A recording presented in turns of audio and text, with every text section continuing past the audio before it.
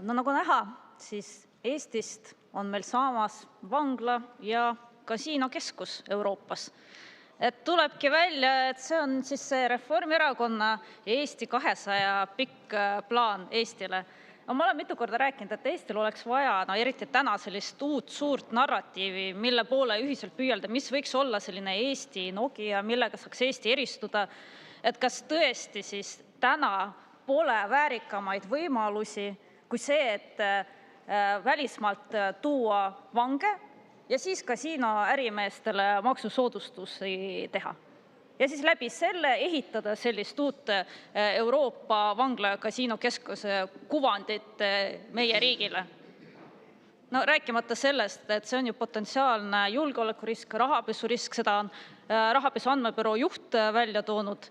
Et kuidas on võimalik, et kõikidest ärivaldkondadest, mida võiks Eesti toetada, siis nendest on valitud just kasiinoäri. Et see on nagu laiem küsimus, et miks just kaitstakse nende konkreetsete ärimeeste huvisid. Ma arvan, et täna on Eestis palju kriitilisemaid valdkondi kui hasartmängud ja kasiino.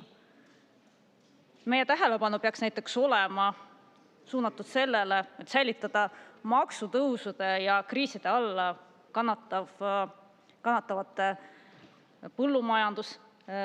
põllumajandusärimeeste või need, kes tegelevad kodumaise toidu tootmisega, et kuidas neid peaks täna aitama, et selle peale valitsus ei mõtle. Kuidas tagada, et meie ettevõtjad jääksid Eestisse, investeeriksid Eesti majandusse. Näiteks alles hiljuti Eesti ettevõtja Skeleton avas Saksamaal 220 miljoni euro eest tehase. Isegi peaminister oli seal avamisel kohal, Saksamaal tegi pilti, kuigi võib-olla samal ajal oleks pidanud küsima, aga mida võiks teha selleks, et sellised ägedad ettevõtjad jääksid Eestisse ja avaksid oma tehaseid Eestis, ükskõik mis valdkonnas. Aga näiteks infotunnis täna peaminister vastas mulle, kui ma küsisin, et miks meil siis kasiinoärimehi eelistatakse, siis peaminister vastas, aga riik peabki valima prioriteetseid valdkondi. Mina isiklikult väga kahtlen, kas Eesti jaoks see prioriteetne ärivaldkond peaks olema just kasiinoäri. Mina väga kahtlen selles, et see on see suund, kuhu me peaksime liikuma. Lisaks, mis peaks olema prioriteediks? Millest ka üldse ei soovita rääkida. Inimeste toimetulek. Sest täna on kasvamas nende inimeste hulk, kes ei saa endale igapäevast toitu lihtsalt kas või esmatarbekaup lubada. Meil on kasvamas absoluutses vaesuses elavate inimeste arv. Need on Statistikaameti andmed. Ja hiljuti, tuletan uuesti meelde, ligi 100 000 inimest palus oma nime all langetada toiduainete käibemaksu. Aga me näeme, et seda jätkuvalt ignoreeritakse, järgmise aasta riigieelarves muidugi mitte midagi selle jaoks ei tehta, et see ei ole prioriteet. Prioriteediks on meil kasiinoärimeestele maksude langetamised. Ja seda samal ajal, kus meil inimesed täna võtavad laenu, et perele, et lastele jõulukinke osta. Et oleks jõululaud kaetud, et kohvipakk, seapraad tuleb paljudes peredes pühade lauale võlgu osta. Meil on tekkimas pered, kes maksavad laenuga laenu ja vaevlevad intresside käes. Nende vaesusse langemise risk suurem. Ja ma vaatan, et siin koalitsioonipoliitikutel on nägu naerul. Et ma saan aru, et teie jaoks, eks ole, et ei ole see prioriteetne teema, et need ei ole inimesed, kellega te kokku puutute. Aga need on need küsimused, mida tuleks arutada. Ja see on muidugi üleüldse päris huvitav, et keda siis on Reformierakonna valitsus viimastel aastatel eelistanud või kuidas on, eks ole, need prioriteetsed valdkonnad olnud. Eesti rahvast, meie inimesi, neid eelistada.